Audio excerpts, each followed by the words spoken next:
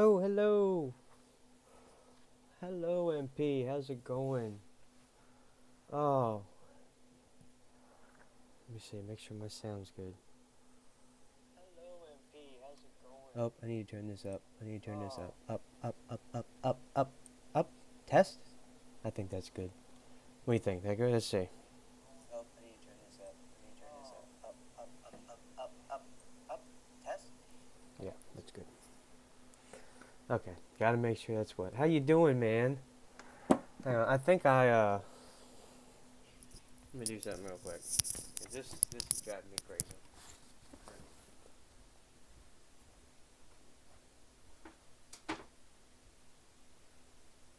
Ah. Okay, I'm back. Sorry. Yeah, I washed that hat and I think it shrunk. Cause it's like I can feel it going like that. I'm like, what the hell's going on here? It ain't gonna work for me. It's gonna drive me crazy. Oh man. So what's going on, dude? We ready for another Saturday raid party? I changed my I changed the um title of it to Saturday book read because I'm like, well, it's the only day I actually read a book, and it's a Saturday, and that's kind of what I do on Saturdays. So the raid party is pretty much what it is. It still is, and that's what everyone does. So regardless of it being a party or not, there's so many people that raid, like that raid you, and then those that raid JMac. So I'm like, well, there's a whole bunch of us, so we can just universally call it that and not just the name of mine. So I was like, yeah, why don't I just do Saturday Book Read as the name of mine, and then we can just refer to the whole thing of Saturday as a raid party because, you know, that's what it is in a nutshell. That's not a good start, man. Uh, we're gonna have a really intense book read. There's going to be some lewdness, so have your lewd emotes ready. It's going to happen. There's going to be some shit this time. Yeah. Oh, and another thing, I changed the beginning. I forgot the whole beginning of my thing. Welcome to Chilltopia. This is my Chilltopia and all of our Chilltopias. But the main difference I made is it's not just a place, it's a state of mind. So that's the change now. Because it is a place. I mean, if you think about it, you've got the stream, you've got the Discord, uh, and they're both kind of like places, but it's not just a place. You know what I mean? So it is. I'm just making shit up as I go. Don't tell anyone though. Let them think I have a plan. Oh man. So yeah, there's gonna be a lot to read today. One chapter, the it's a lot of pages. um, so I'm not gonna waste any time. We're gonna jump into this. First off, let me do my shout outs because we have a whole bunch of new followers. We're up to 40. I checked it. Well, I was at 41, but when somebody dropped out, so unfollowed. So that's okay. I erased them. But I left the spot there in case they do come back. So for now, we're at 40. So, Kriz 85, whoever that is. No one cares for real. We care. Yes, we do. Samus, Spoonie X0, Shoddy Pistol, MP. Right there, that guy. Woo! Boops Bucket. Boops, hope you're doing well. All our thoughts are with you, and hugs and boops all around. Let's see, where are we, Boops? Weenodge, Nikki Vamp, Yuri, Deckham, Charmchar, J-Dam, J-Mac, New Sauce Guy, Double OG, Turbo Z, 31, Lesby Friends, Castiel Kenobi, Sam the Fart Queen, Aiden Rider, Special 8, Jesus Freak, Wormwort, Kioma Consisus Poderes, I Am Roar, GP Bear 4, Helt Reel, Angela 3000, Weston St. Louis, Ghost Wander, Unicorn Farts, Funny Imps, Flarby Nurbles, Swoob the Clown, X Project, who just joined the Discord, thank you. Bug Lady, 11, thank you. Filthy Plant Lady, thank you. Speedy Spindle, and King TJ of Puns, our newest follower, thank you. Thank you all. Boop's noodle is definitely bigger than mine. It's bigger than everybody's. That's just what it is. Yo, what a list. I know, right? Thank you all. Thank you. All right, so let's see. We're going to get into more Sabriel. We're going to go over real quick what happened last time. Oh, let's see. Free magic, Sabriel said, looking down at the ring, gleaming in her finger. Free magic connected to the charter. I don't understand. You'll know if you need to use it, Maggot repeated, almost as if it were some sort of lesson to be learned by rote. Then, in his normal voice, don't worry about it until then. Come, the paper wing is ready. So, Maggot is the cat. The Maggot is the talking cat. We'll put parentheses there. He's a free magic creature, and we have learned that he wears a collar that's red, and he coughed up a ring on the last. Gosh, my stream is so laggy. Is there something else running? No, it's just being weird. My computer's been very strange. It's been taking a long time to start up. I hit the power button and it just look like right now the lag is unbelievable. And there's nothing else running and I don't know what it is. I don't know if the computer's starting to fail. I don't know. So yeah, anyway, we find out that he has this collar, red collar, and he coughs up a ring, and Sabriel puts the ring on, and he tells her, you'll know if you need to use it. So, here we go. Where are we, chapter 11? Yes. Anything else I need to go over? Why? Oh yes, I said every time I would mention this. This book helped me 19 years ago when I was 17. I tried to take my life, and thankfully I did not see it. So what happened was I went to a hospital in St. Louis, Children's Hospital, and I had to recover there. Like a week or so it took for me to find my vitals to finally come back to normal and everything. And there was a woman pushing around a cart, and this book was in that cart. There was a whole bunch of other books, but this is the one I picked up. This was the exact cover that I saw, and I read this book, and it gave me a reason to keep going. It gave me something to love, to treasure. I've said this before.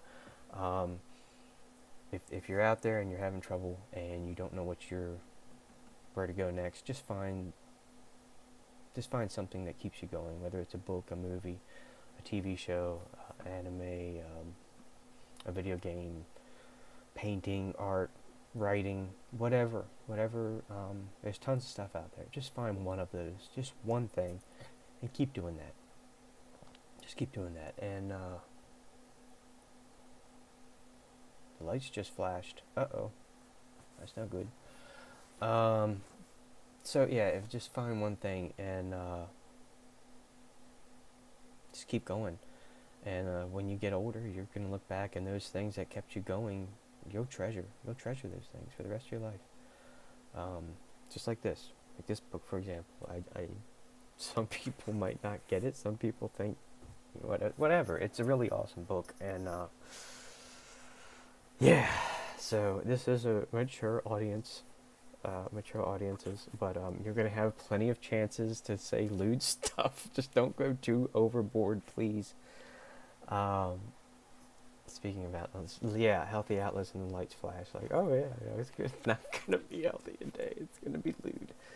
Just a little bit, just a little. Not too well. Okay, just a little. A little, a lot. Okay, let me get this right here. Okay, there. Good, good. Let me turn this up, up. There. Oh, can't see my shirt now. NES, represent NES. Okay. Chapter 11. The Paperwing sat on a jury-rigged platform of freshly sawn pine planks, teetering out over the eastern wall. 6 sendings clustered around the craft, readying it for flight. Sabriel looked up at it as she climbed the stairs, an unpleasant feeling rising with her.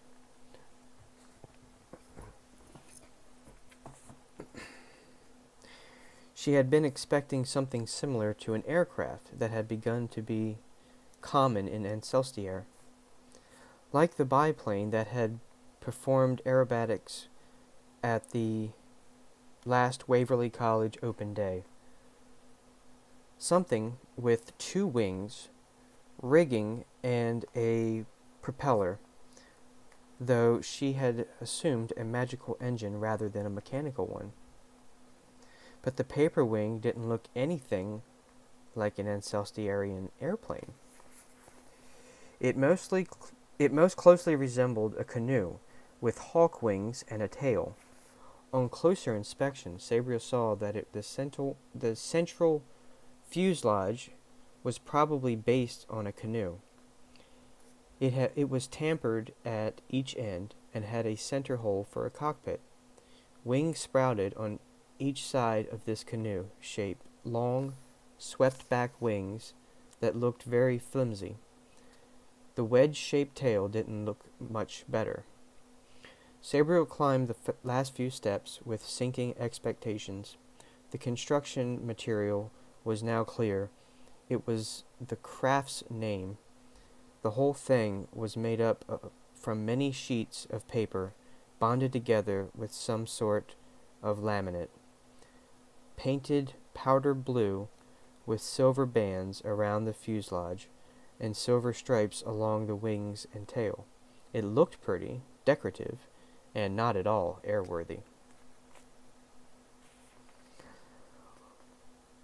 Only the yellow falcon eyes painted on its pointed brow hinted at its capacity for flight.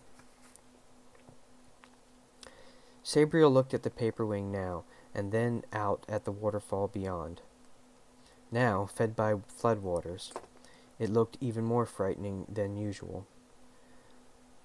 Spray exploded for tens of yards above its lip, a roaring mist of Paperwing.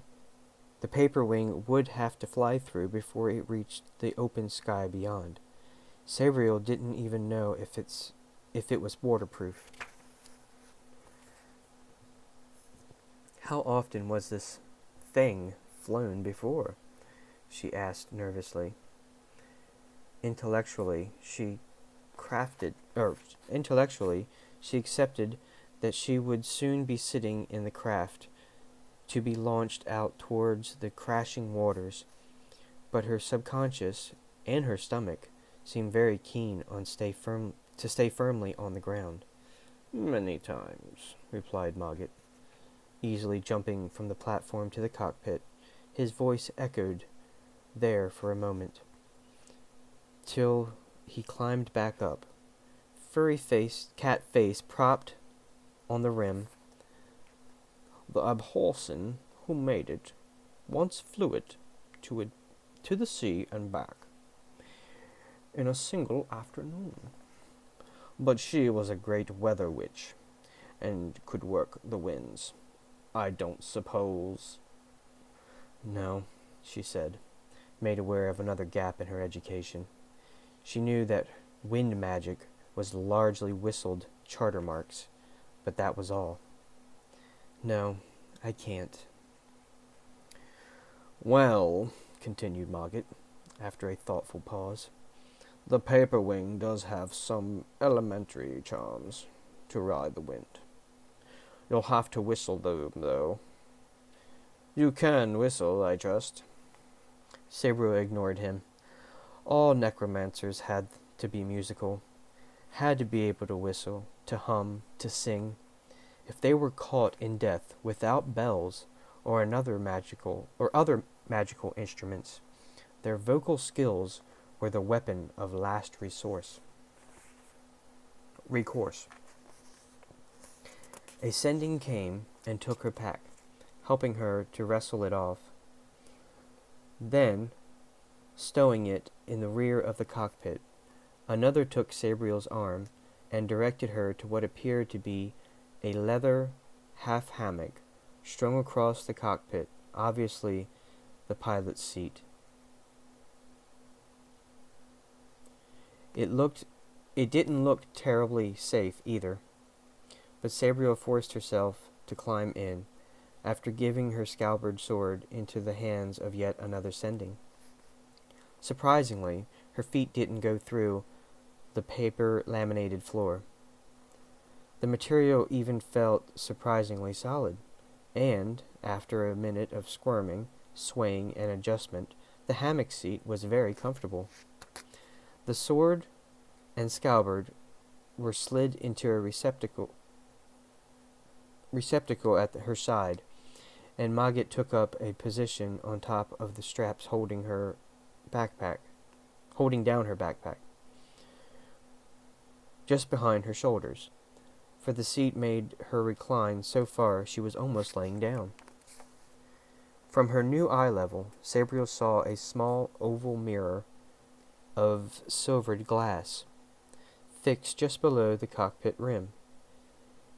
It glittered at the late afternoon sun, and she felt it resonate with charter magic. Something about it prompted her to breathe upon it, her hot breath clouding the glass.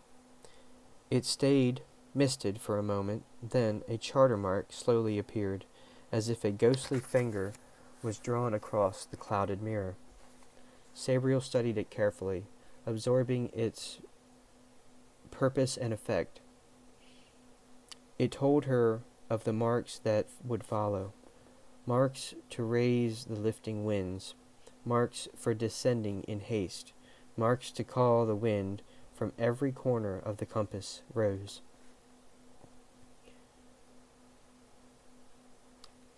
There were other marks from the paper wing, and Sabriel absorbed them. She saw that the whole craft was lined with charter magic infused with spells. The Abhorsen who made it had labored long and with love to create something that was more like a magical bird than an aircraft. Time passed, and the last mark faded. The mirror cleared to be only a plate of silver glass shimmering in the sun. Sabriel sat, silent, fixing the charter marks in her memory, marveling at the power and the skill that had made the paper wing and had thought of this method of instruction. Perhaps one day she too would have the mastery to create such a thing. The Abhorsen who made this, Sabriel asked. Who was she? I mean, in relation to me. A cousin, purred Mogget, close to her ear. Your great-great-great-great-grandmother's cousin. The last of that line. She had no children. Maybe the paper wing was her child, Sabriel thought, running her hand along the sleek surface of the fuselage. Feeling the charter marks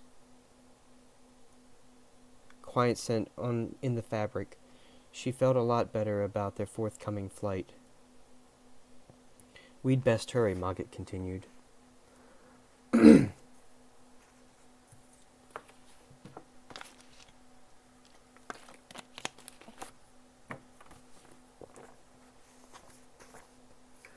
"We'd best hurry," Margaret continued. "It will be dark all too soon. Do you have the marks remembered?" "Yes." Yes," replied Sabriel firmly. She turned to the Sendings, who were now lined up behind the wings, anchoring the paper wing till it was time for it to be unleashed upon the sky. Sabriel wondered how many times they'd perform this task, and for how many abhorsen's. "Thank you," she said to them, "for all your care and kindness. Goodbye." With that last word, she settled back in the hammock seat, gripped the rim of the cockpit with both hands, and whistled the notes of the lifting winds, visualizing the requisite string of charter marks in her mind, letting them drip down into her throat and lips and out into the air. Her whistle sounded clear and true, and a wind rose behind to match it, growing stronger as Sabriel exhaled. Then, with a new breath, she changed to a merry, joyous trill, like a bird revealing in flight, the charter marks flowing from her pursed lips out into the paper wing itself. With this whistling, the blue and silver paint seemed to come alive, dancing down the fuselage, sweeping across the winds, a gleaming, lustrous plumage. The whole craft shook and shuddered, suddenly flexible and eager to begin. The joyous trill ended with one single long clear note and a charter mark that shone like the sun. It danced in the paper wing's prow and sank into the laminate.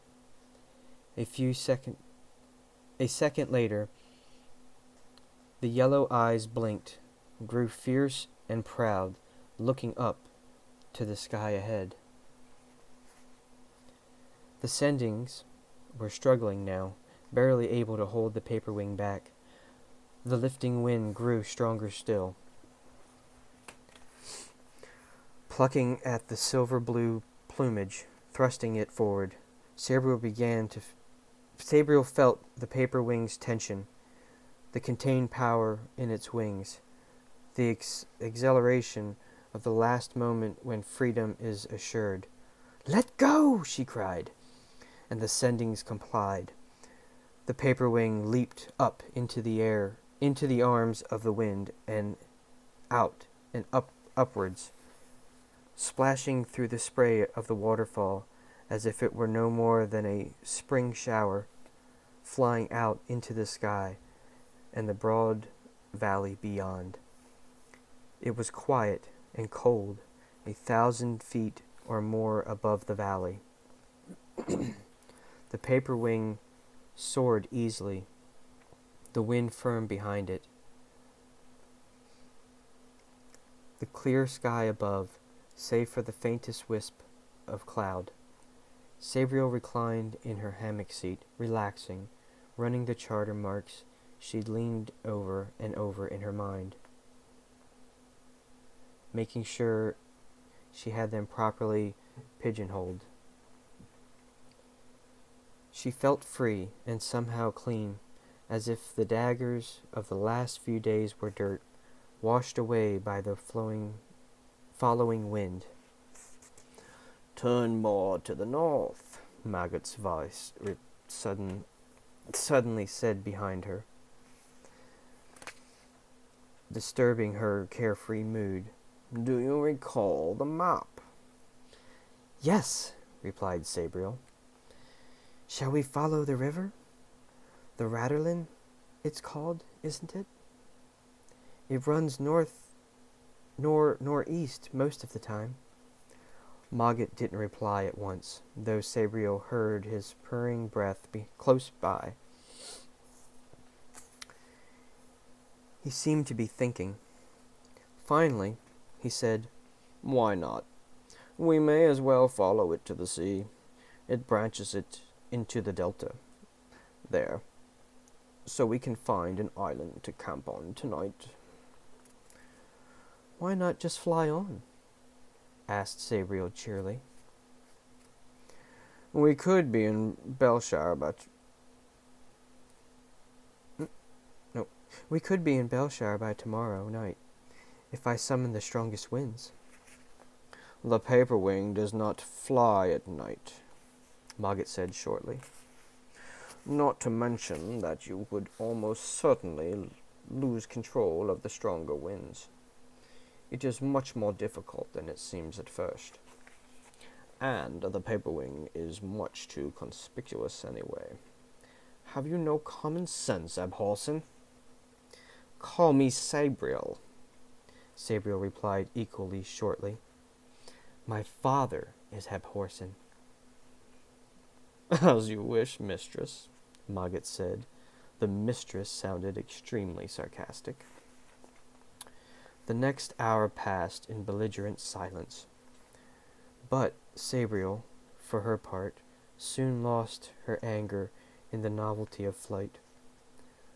She loved the scale of it all, to see the tiny patchwork fields and forests below, the dark strip of the river, and occasional tiny building. Everything was so small and seemed so perfect, seen from afar. Then the sun began to sink, and through the red wash of its fading light, made an aerial perspective even prettier. Sabriel felt the paper wing's desire to descend, felt the yellow eyes focusing on green earth rather than blue sky. As the shadows lengthened, Sabriel felt that same desire and began to look as well. The river was already breaking up into the myriad streams and rivulets that would form the swampy Raderland Delta, and far off, Sabriel could see the dark bulk of the sea. There were many islands in the delta, some as large as football fields, covered with trees and shrubs, others no bigger than 2 arm spans of mud. Sabriel picked out one of the medium-sized ones, a flattenish diamond with low yellow grass, a few leagues ahead. She whistled down the wind. It faded gradually with her whistle, and the paper wing began to descend, occasionally nudged this way or that by Sabriel's control of the wind, and its own tilt of the wing. Its yellow eyes and Sabriel's brown eyes, deep brown eyes, were fixed on the ground below. Only Mogget, being Mogget, looked behind them and above. Even so, he didn't see their pursuers until they came wheeling out of the sky. So his yowling cry gave only a few seconds warning. Just long enough for Sabriel to turn and see the hundreds of fast-moving shapes diving down upon them.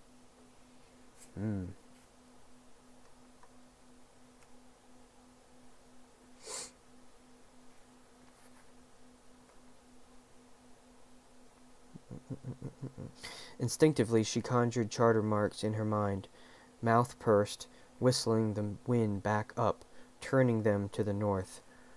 "Gore crows," hissed Mogget, as the flapping shapes checked their dive and wheeled a pursuit that suddenly enlivened prey.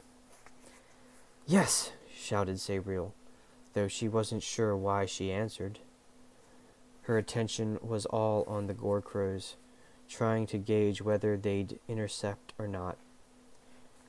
She could already feel the wind testing the edges of her control, as Mogget had prophesied, and it would whip up further might have unpleasant results.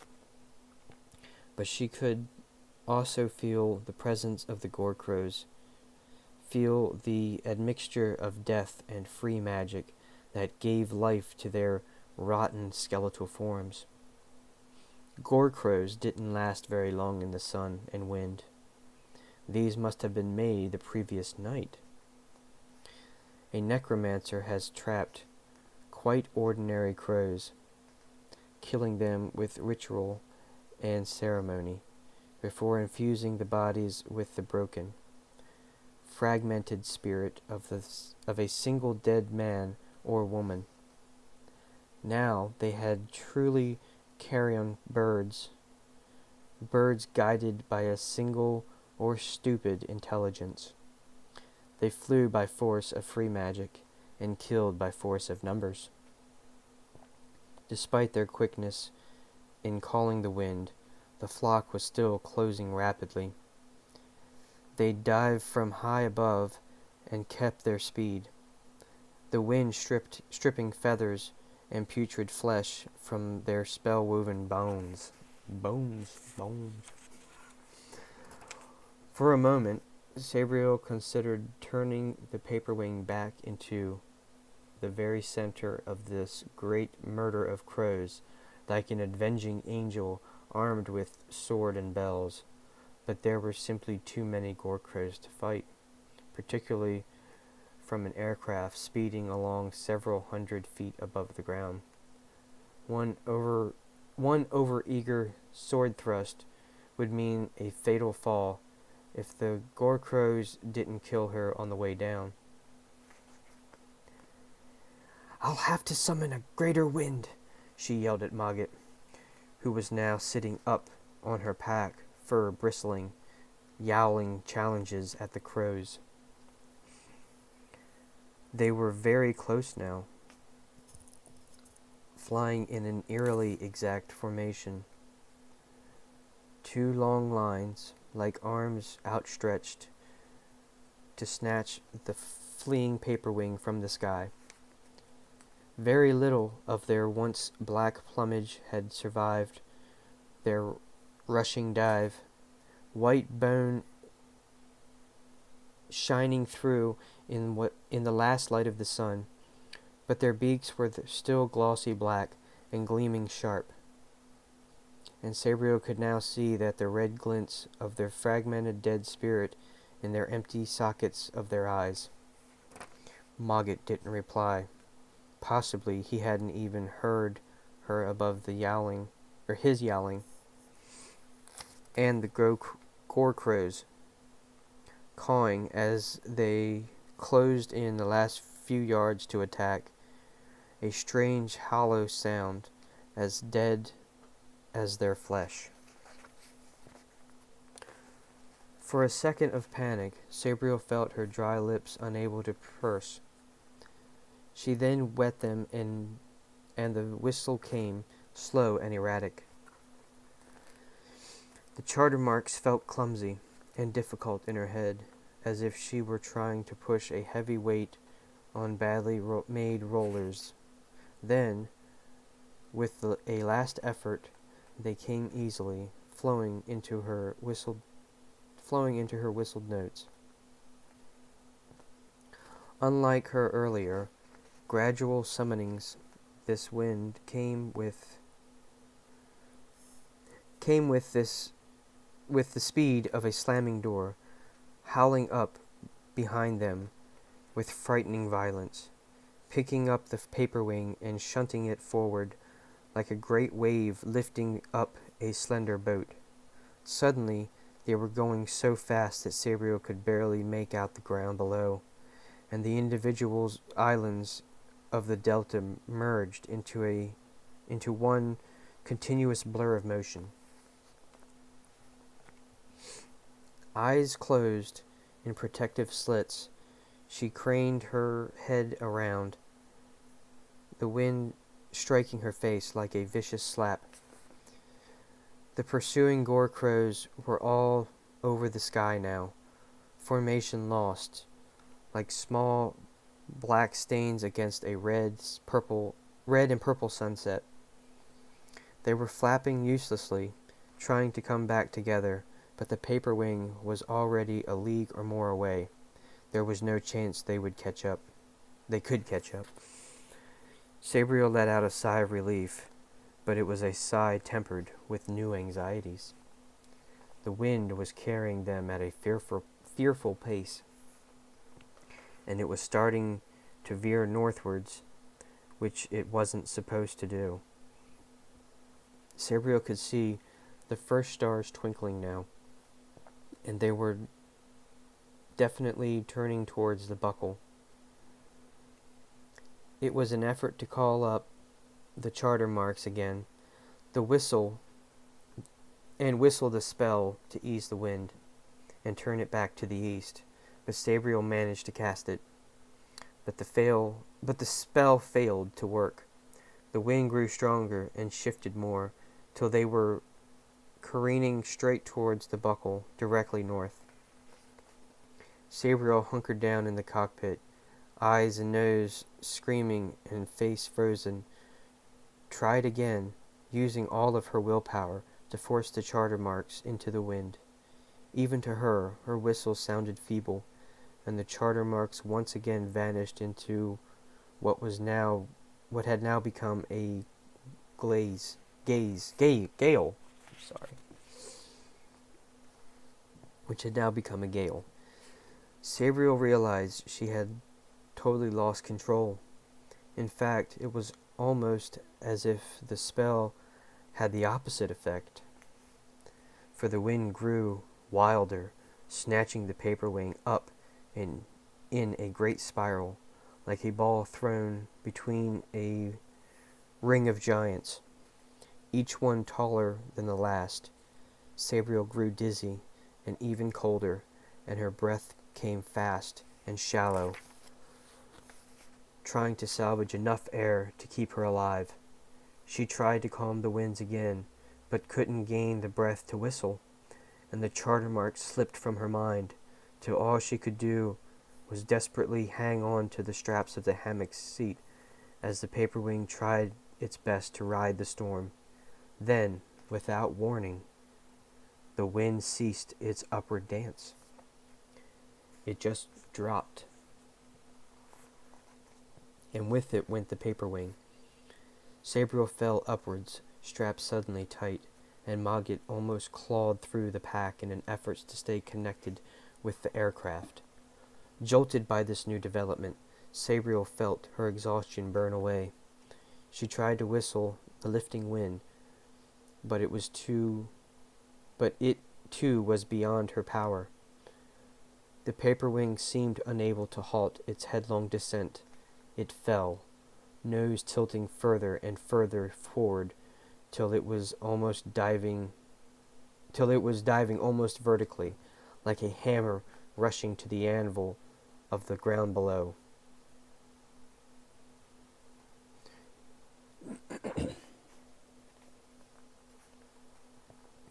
It was a long way down. Sabriel screamed once, then tried to put some of her fear-found strength into the paper wing, but the marks flowed into her whistle without effect, save for her golden sparkle that briefly illuminated her white wind-frozen face. The sun had completely set, and the dark mass of the ground below looked all too much like the gray river of death, the river their spirits would cross into in a few short minutes, never to return to the warm light of life.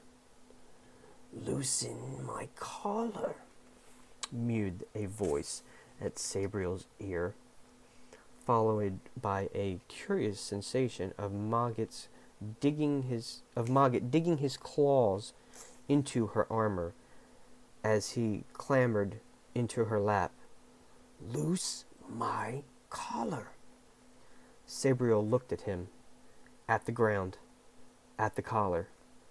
She felt stupid, starved of oxygen, unable to decide. The collar was part of an ancient binding, a terrible guardian of tremendous power. It would only be used to contain an inexpressible evil or uncontrollable force. "Trust me," howled Mogget. "Loose my collar, and remember the ring." Sabriel swallowed, closed her eyes, fumbled with the collar, and prayed that she was doing the right thing. "Father, forgive me," she thought, but it was not just to her father that she had spoke, but to all the Abhorsons who had come before her, especially the one who had made the collar so long ago. Surprisingly, for such an ancient spell, she felt little more than pins and needles as the collar came free.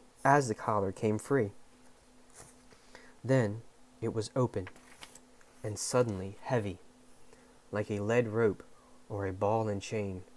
Sabriel almost dropped it, but it became light again.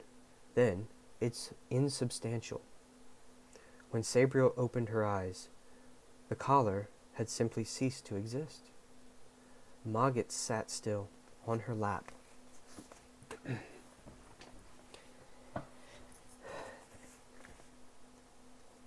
Mogget sat still on her lap and seemed unchanged. Then he seemed to glow with an internal light and expand till he became frayed at the edges, and the light grew and grew.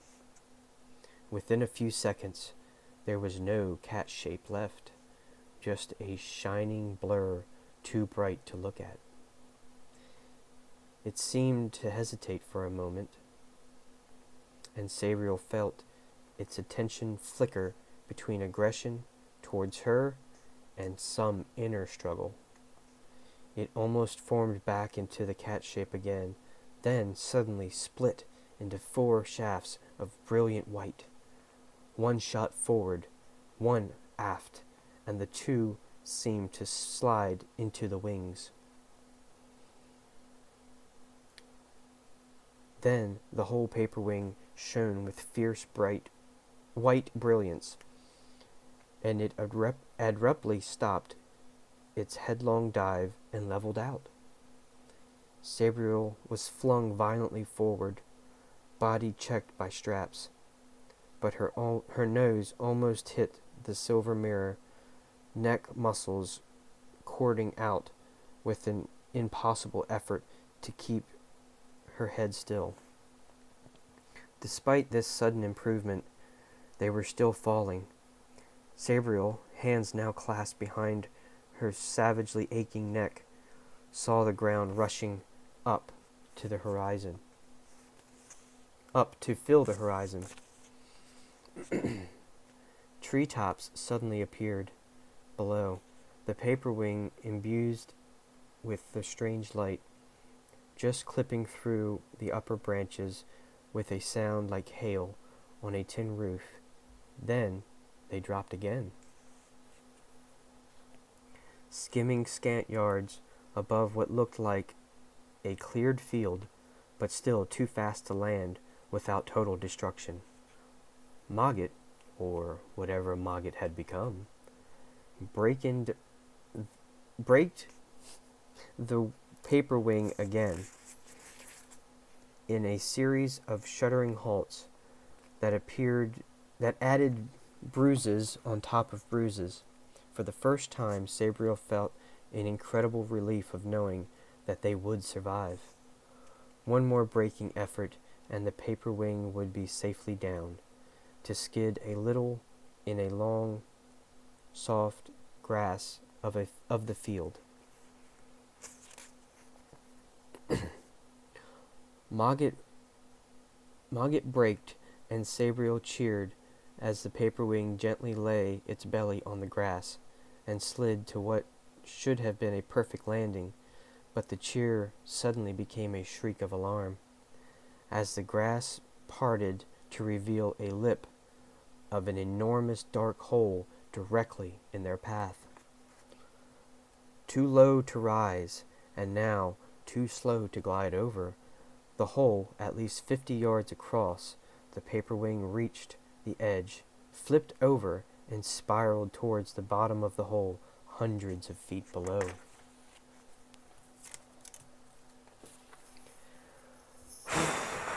Break time.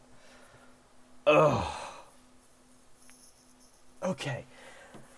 So someone came by and asked for what the book was. Thank you, Jesus Freak, for spicy erotic novel. You ain't got into nothing yet, MB. Just wait. The lewdness is coming. It is coming. Just wait. Yeah. So welcome, new person. I don't know if you're still here. Kylo. Jesus Freak. Thank you for letting them know.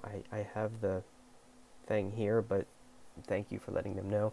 MP, you know this, or maybe you don't know, but I kind of made a thing where I'll answer and chat all that stuff in between chapters, so that way I don't have to cut pieces out when I go back to do my highlights, because that's a real pain, because I had to go back and re-edit. Well, you don't re-edit, you just have to make new ones, because you can't re-edit a highlight, or edit, or re-edit. Re-edit's not, whatever. You know what I mean. You can't change them after you make them. So, yeah, I had to, like, make new ones 3 different times, because I had to keep going back through and cutting pieces out where I stopped to talk. And I'm like, I don't want all that in there. I want it. Yeah, good formatting. I'm just trying to get it all in one chunk, and then I can just clip the whole thing and send it over to YouTube, and also on my collections, I can make them in highlights. So yeah, if anyone comes by, for you, MP, or for Jesus Freak, or anyone else that we know that's our friends, that's a mod, or following, yes, please let them know that I'll take a break in between chapters to talk, and yes, thank you for letting them know what I'm reading, and what's going on and everything. Since we're right in between a little break, let's take a look at this.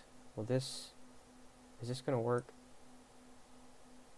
Or is this going to be stupid? Oh my gosh, what just happened? Didn't change at all. Why didn't it change? Oh, that's that. Oh, that's why. It's the wrong daggone thing. Okay, hang on. That's the other one. Here we go. Here we go. Here we go. Alright, let's zoom way in. Alright, so right here, you can see where Horson's house is. Okay. Right where that L is.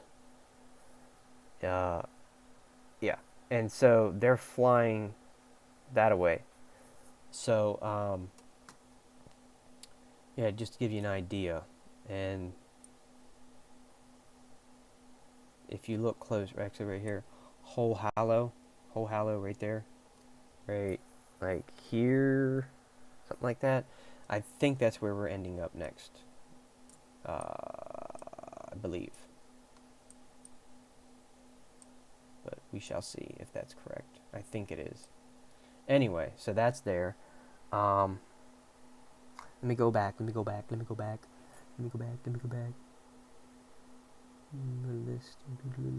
Healthy outlet by special. Special phone is dead. Call me Rochelle. Just I'm not. Hey, what are you reading? Gotta have din. Oh, you even went to dinner. I didn't even see that. I'm sorry, MB. Thank you for listening, though. Map adds a lot. Very spicy. Yeah, it's just the erotic, spicy erotic shit's coming. Don't you worry. Okay, we're caught up. All right. Sweaty. Oh. Let's see. I'm close to finishing this drink. Out of you 3, I have a surprise for you. It's not going to be really anything for you, but it's for me. I have a ton of different mixes, so I'm holding up 3, and you all can vote on which one. I just thought it would be a cool interactive thing. You can choose which one I'll drink when I'm finished with this drink. So we have Starburst Blue Raspberry. We have Crystal Light. We got the lights again. Lemon iced tea, which is my favorite, and then High C Blazing Blueberry. So it's your choice here. We'll give options. It is High C, Crystal Light, or Starburst. So there you go. So your choice. Yeah, I'll drink them because those are all really good. Starburst. Okay, we got one vote for Starburst, which is the blue raspberry. Oh, a double on that. Okay, is there anyone else in the chat? Starburst. Oh, three. We're three. Thank you, Funny Imps. Thank you for being here, bud. How are you doing, man? It's Saturday. It's time to party. Oh, I can't wait for some Chatter Day. I have been working on my Stream Raiders like all week. I just keep putting my units in different random streams and just trying to get as much leveled up as I can so that I'm a better use to JMac. So yeah, I did that on my own accord all week long. I have it like saved. Let me show you. I have it saved right here on my desk, on my main screen. I don't know if you can see that or not. On my main screen, it's right there. But it takes you to the browser. It's technically the web browser, but I somehow saved it to my home screen. So open. There we go. Yeah, I had to do that because I finally opened up all 3 slots, so I can have 3 captains, and so I'm just like in there, like trying to do that as much as I can, finding people that are always online and dropping units, leveling up. Yeah, it's fun. I actually like it. I know I've got a whole lot more to learn though. There's a whole lot more. Okay, so 602. I don't want to waste too much time because yeah, these chapters, one of them's really long, and it might take a whole half hour. I was in some rando Stream Raiders yesterday. Were you? Oh man, it's fun. It is. It is freaking a blast just to go in there and drop some stuff and then run off and go do something else, come back, drop some more off, and that's cool. All right, so it's a unanimous 3-0 decision. Starburst, Blue Raspberry. So I'm gonna go get that right now while we have a minute. Okay. Enjoy the lights.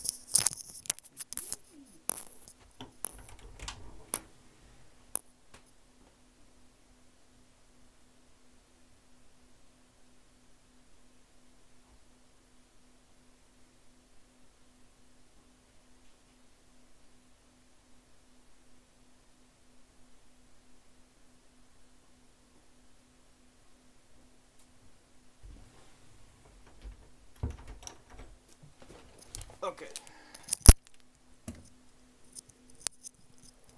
And we're back. I was trying to unlock the Necromancer. Ah, the Necromancer. Ahaha. Then you will like this book I'm reading, because it's essentially about a Necromancer, except of a different variety. They're known as abhorsons, and what they do is, instead of raising the dead, they put the dead back to rest.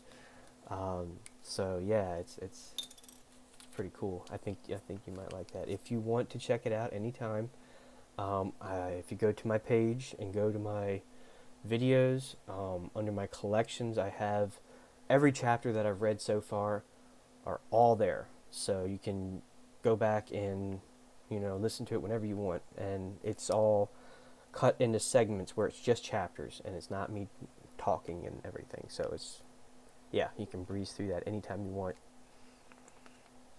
if you're interested.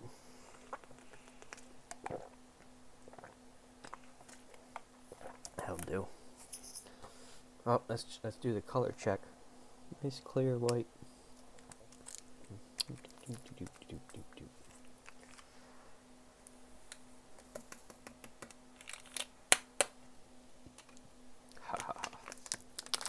Look at that.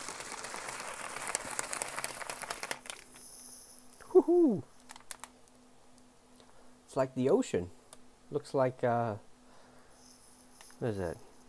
Key West? No, Key West is like crystal clear. Ugh, this one's not anymore good. It's warm. Yeah. There we go. But it's got to be... Oh, a dungeon. Okay, because I specifically keep looking at campaign ones and avoiding the PvP. But dungeons, I'm going to have to do a search for the dungeon ones because, yeah, if that's where that's at, then, yeah, I've got a lot to learn. So thank you. Any advice helps. Damn, that's good. I love blue raspberry, especially Jolly Rancher blue raspberry. I wish they would make a bag of just that. I think they might have at one point and they stopped making them. I don't know. Man, that's good. Thank you all for choosing that. Alright, so is everyone ready for the next chapter? What are we on, 12? Yes, chapter 12. I'm ready. Let's roll. Okay,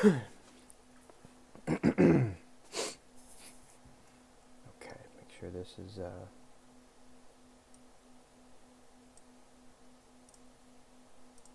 there we go. Okay.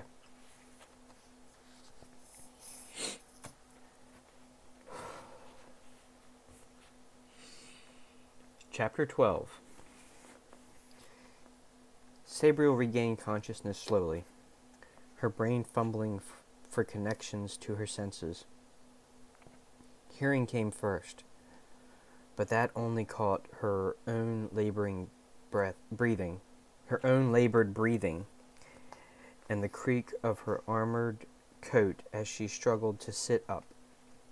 For the moment, sight eluded her, and she was panicked, afraid of blindness, till memory came. It was night, and she was at the bottom of a sinkhole. A great circular shaft bore into the ground, by either nature or artifice. From her brief glimpse of it as they'd fallen, she'd guessed it, was easily 50 yards in diameter and 100 deep. Daylight would probably illuminate its murky depths, but starlight was insufficient. Pain came next, hard on the heels of memory, 1,000 aches and bruises, but no serious injury. Sabriel wiggled her toes and fingers, flexed muscles in arms, back, and legs. They all hurt, but everything seemed to work. She vaguely recalled the last few seconds before impact, Mogget, or the White Force, slowing them just before they hit. But the actual instant of the crash might never have been, for she couldn't remember it. Shock, she thought to herself, in an abstract way, almost like she was diagnosing someone else. Her next thought came some time later, and with it the realization that she must have passed out again. With this awakening, she felt a little sharper, her mind catching some slight breeze to carry her out of the metal doldrums. Working by touch, she unstrapped herself and felt behind her for the pack. In her current state, even a simple charter spell for light was out of the question. But there were candles there, and matches, or the clockwork igniter. As the match flared, Sabriel's heart sank. In the small, flickering globe of yellow light, she saw that only the central cockpit portion of the paper wing survived. The sad blue and silver corpse of the once marvelous creation. Its wings lay torn and crumpled underneath it, and the entire nose section lay some yards away, shorn off completely. One eye stared up at the circular patch of sky above, but it was no longer fierce and alive. Just yellow paint and laminated paper. Sabriel stared at the wreckage, regret and sorrow coursing like influenza in her bones, till the match burnt her finger. She lit another, and then a candle, expanding both her light and field of vision.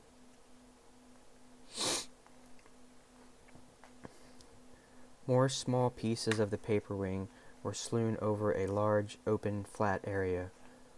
Groaning with the effort of motivating bruised muscles, Sabriel leveled herself out of the cockpit to have a closer look at the ground. This revealed a flat area to be man-made flagstones, carefully laid. Grass had long grown between the stones, and lichen upon them, so it was clearly not recent work. Sabriel sat on the cool stones and wondered why anyone would do such a work at the bottom of a sinkhole. Thinking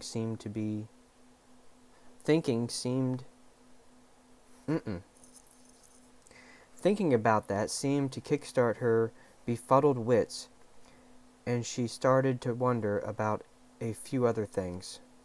Where, for instance, was the forest that had once been Mogget? And what was it? That reminded her to fetch her sword and check the bells. Her turbaned helmet had rotated around on her head and was almost back to front. Slowly, she slid it around, feeling every slight movement all the way down her now very stiff neck. Balancing her first candle on the paving in the pool of cooling wax, she dragged her pack and weapons out of the wreckage and lit another 2 candles. She put one down near the first and took the other to light her way. Walking around the destroyed paper wing, searching for any signs of Mogget.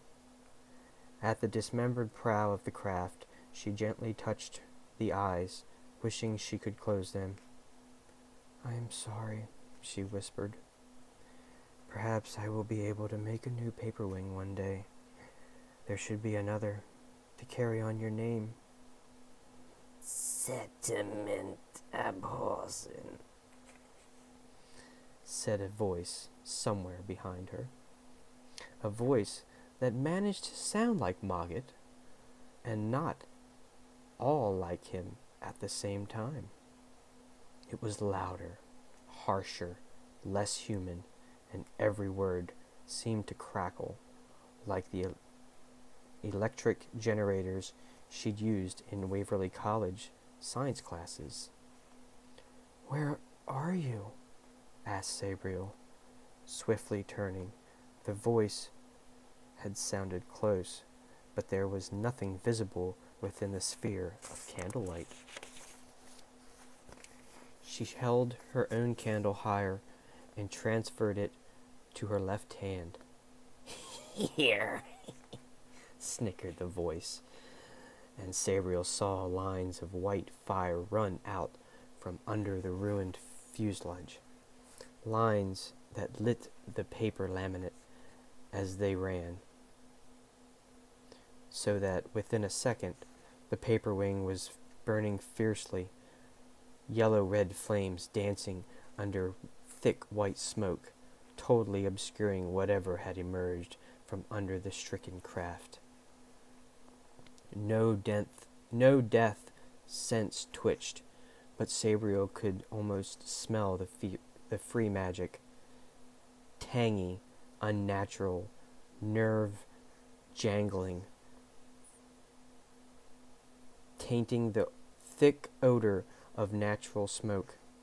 Then she saw the white fire lines again, streaming out, converging, roiling, coming together, and a blazing blue-white creature stepped out from the funeral pyre of the paper wing. Sabriel couldn't look at it directly, but from the corners of her arm-shielded eyes, she saw something human in shape, taller than her, and thin, almost starved. It had no legs. The torso and head balanced upon a column of twisting, whirling force. "Free, save for the blood price," it said, advancing. All trace of Mogget's voice was lost now, submerged to zapping, crackling menace. Sabriel had no doubt about the meaning of the blood price and who would pay it. Summoning all her remaining energies, she called 3 charter marks to the forefront of her mind and hurled them towards the thing, shouting their names. "Annette, Kalu, Fahan." The marks became silver blades as they left her mind, hands, mind, and voice, flashing through the air, swifter than any thrown dagger, and went straight through the shining figure, apparently without effect. It laughed, a series of rises and falls like a dog screaming in pain, and lazily slid forward. Its languid motion seemed to declare it would have no more trouble disposing of Sabriel than it had in burning the paper wing. Sabriel drew her sword and backed away, determined not to panic as she had done when faced by the Mornicant. Her head flickered backwards and forwards, neck pain forgotten, checking the ground behind her and marking her opponent. Her mind racing, considering options, perhaps one of the bells, but that would mean dropping the candle. Could she count on the creature's blazing presence to light her way? Almost as if it could read her mind, the creature suddenly started to lose its brilliance, sucking darkness into its swirling body like a sponge soaking up ink. Within a few seconds, Sabriel could barely make it out. A fearful silhouette backlit by the orange glow of the burning paper wing. Desperately, Sabriel tried to remember what she knew of free magic elements and constructs. Her father had rarely mentioned them, and Magistrix Greenwood had only lightly delved into the subject. Sabriel knew the binding spell for 2 of the lesser kindred of free magic beings, but the creature before her was neither Margrude nor Silken. "Keep thinking, Abhorsen," laughed the creature, advancing again. "Such a pity your head doesn't work too well." "You saved it from not working forever," Sabriel replied warily. It had braked the paper wing after all. So perhaps there was some good in it somewhere, some remnant of Mogget, if only it could be brought out. "Sentiment," the thing replied, still silently sliding forward, It laughed again, and a dark, tendril-like arm suddenly unleashed itself, snapping across the intervening space to strike Sabriel across the face.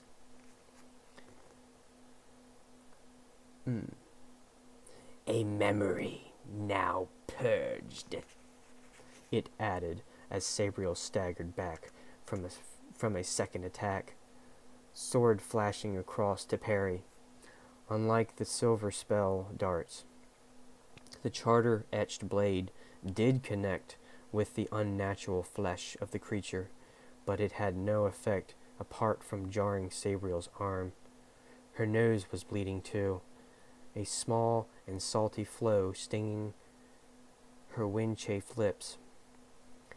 She tried to ignore it, tried to use the pain of what was probably a broken nose to get her mind back to full operational speed. Memories. Yes, many memories, continued the creature. It was circling around her now, pushing her back the way they'd come, back towards the fading fire of the paper wing that would burn out soon, and then there would only be darkness, for Sabriel's candle was now a lump of blown-out wax, fallen, forgotten from her hand. Millennia of servitude abhorsen, chained by trickery, treachery, captive in a repulsive fixed flesh shape. But there will be payment, slow payment, not quick at all. The tendril lashed out, low this time, trying to trip her. Sabriel leapt over it, blade extended, lunging for the creature's chest, but it shimmied aside, extruding extra arms as she tried to jump back, catching her in mid-leap, drawing her close. Sword arm pirouetted at her side. It tightened its grip till she was close against its chest, her face a mere finger width from its boiling, constantly moving flesh, as if a billion tiny insects buzzed behind a membrane of utter darkness. Another arm gripped the back of her helmet, forcing her to look up, till she saw its head directly above her, a thing of most basic anatomy. Its eyes were like a sinkhole, deep pits without apparent bottom. It had no nose, but a mouth that split the horrid face in two, a mouth slightly parted to reveal a burning blue-white glare that it had first used as flesh. All charter magic had fled from Sabriel's mind. Her sword trapped, the bells likewise, and even if they weren't, she didn't know how to use them properly against things not dead. She ran over them mentally, anyway, in a frantic, lightning inventory of anything that might help. It was then, her tired, concussed mind remembering the ring. It was on her left hand, her free hand, cool silver on the index finger. But she didn't know what to do with it. The creature's head was bowing towards her own, its neck stretching impossibly long, till it was like a snake's head rearing above her, the mouth opening wider, growing brighter, fizzing with white hot sparks that fell upon her helmet and face, burning cloth and skin, leaving tiny tattoo-like scars. The ring felt loose on her finger. Sabriel instinctively curled her hand, and the ring felt looser still, slipping down her finger, expanding, growing, till, without looking, Sabriel knew she had knew she held a silver hoop as wide or wider than the creature's slender head, and she suddenly knew what to do. First, a plucking of an eye, said the thing, breath as hot as the falling sparks, scorching her face with instant sunburn. It tilted its head sideways and opened its mouth wider, lower jaw dislocating out. Sabriel took one last careful look, screwed her eyes tight against the terrible glare, and flipped the silver hoop up, and, she hoped, over the thing's neck.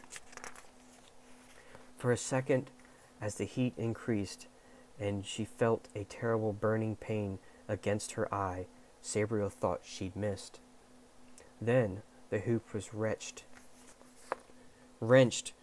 from her hand, and she was thrown away, hurled like an angry fisherman's rejected minnow. On the cool flagstone again, she opened her eyes, the left one blurry, sore, and swimming with tears, but there still, and still working. She had put the silver hoop over the thing's head, and it was slowly sliding down that long, sinuous neck. The ring was shrinking again as it slid, impervious of the creature's desperate attempts to get it off. It had 6 or 7 hands now, formed directly from its shoulders, all squirming about, trying to force fingers under the ring, but the metal seemed inimitable in the creature's substance. Like a hot pan to human fingers, for the fingers flinched and danced around it, but could not take hold for longer than a second. The darkness that stained it was ebbing too, draining down through its thrashing, twisting support, leaving glowing whiteness behind. Still the creature fought with the ring, blazing hands forming and reforming, body twisting and turning, even buckling, as if it could throw the ring like a rider from a horse. Finally, it gave up and turned towards Sabriel, screaming and crackling.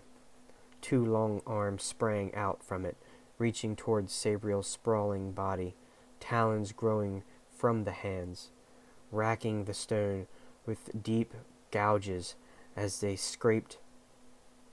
scrabbled towards her, like spiders scurrying to their prey. Only to fall short by a yard or more. "No!" howled the thing, and its whole twisting, contorting, coiling body lurched forward, killing arms outstretched. Again the talons fell short, as Sabriel crawled, rolled, and pushed herself away.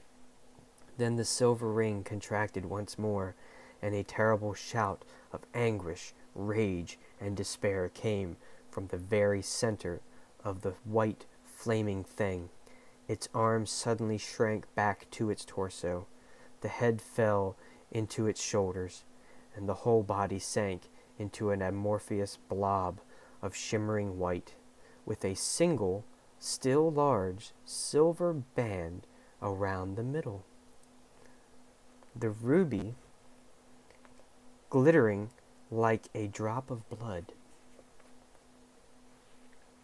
Sabriel stared at it, unable to look aside or do anything else, even quell the flow from her bleeding nose, which now covered half her face and chin, her mouth glued shut with dried and clotting blood. It seemed to her that something was left undone, something that she had to provide. Nervously crawling closer, she saw that there were now marks on the ring, charter marks, that told her what she must do. Warily, she got up on her knees and fumbled with the bell bandolier. Sereneth was heavy, almost beyond her strength, but she managed to draw it out, and the deep, compelling voice rang through the sinkhole, seeming to pierce the glowing, silver-bound mass. The ring hummed in the air, and the ring hummed in answer to the bell, and exuded a pear-shaped drop of its own metal, which cooled to become a miniature Sereneth.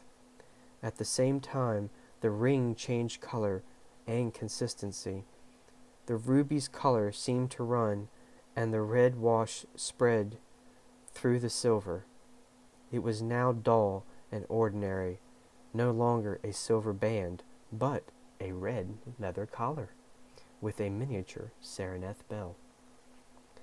With this change, the white mass quivered and shone bright again, till Sabriel had to shield her eyes once more. Then the shadows grew together again. She looked back, and there was Mogget, collared in red leather, sitting up and looking like he was about to throw up a hairball. It wasn't a hairball, but a silver ring, the ruby reflecting Mogget's internal light. It rolled to Sabriel, tinkling across the floor, or across the stone. She picked it up and slid it back onto her finger. Mogget's glow faded, and the burning paper wing was now only faint embers, sad memories, and ash. Darkness returned, cloaking Sabriel, wrapping her up with all her hurts and fears. She sat silent, not even thinking. A little later, she felt a soft cat nose against her folded hands, and a candle, damp from Mogget's mouth. "Your nose is still bleeding," said a familiar, didactic voice. "Light the candle, pinch your nose, and get some blankets out for us to sleep. It's getting cold." "Welcome back, Mogget," whispered Sabriel. We might run a minute or two over, MP. Or maybe 5 minutes. I don't know. Let me stand up for a minute. Oh my gosh.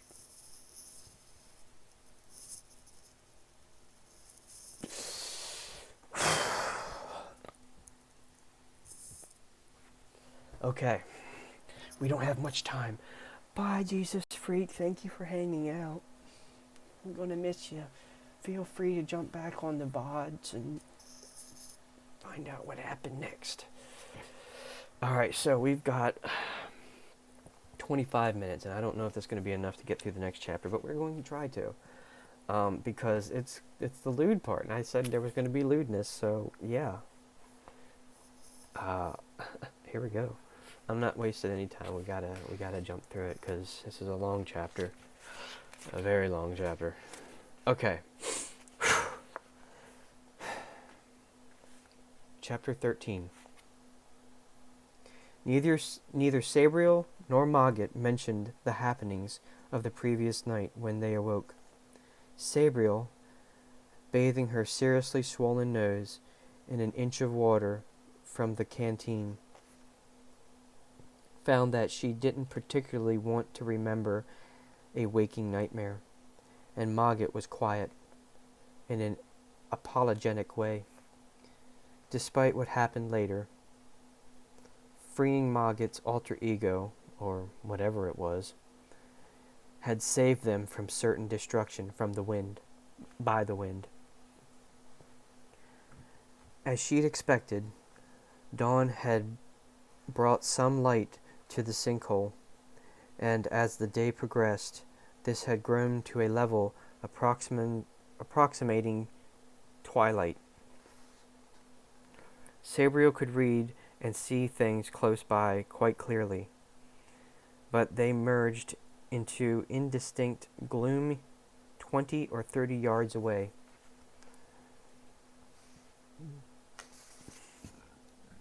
Excuse me. Drink.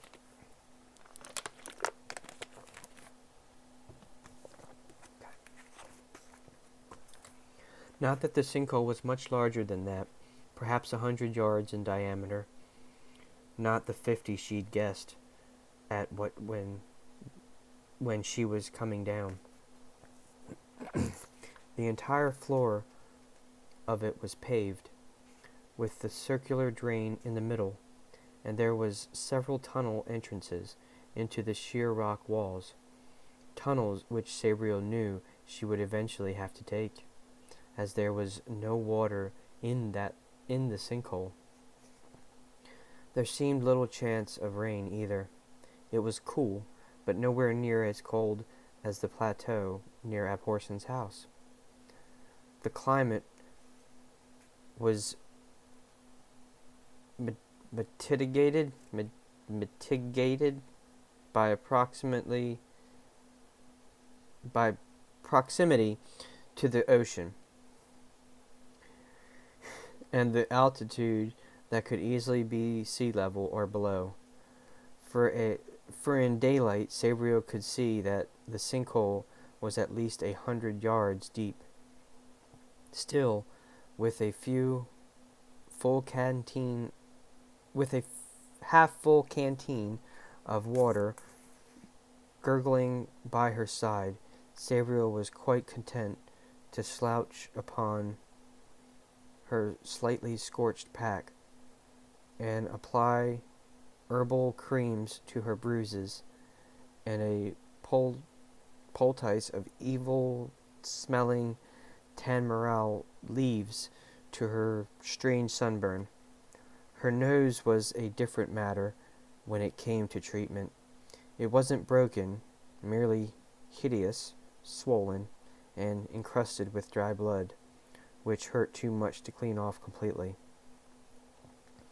Mogget, after an hour or so of sheepish silence, sauntered off to explore, refusing Sabriel's offer of hard cakes and dried meat for breakfast. She expected he'd find a rat or something equally appetizing instead. In a way, she was quite pleased she was gone. The memory of the free magic beast, that he was gone. The memory of the free magic beast that lay within the little white cat was still disturbing.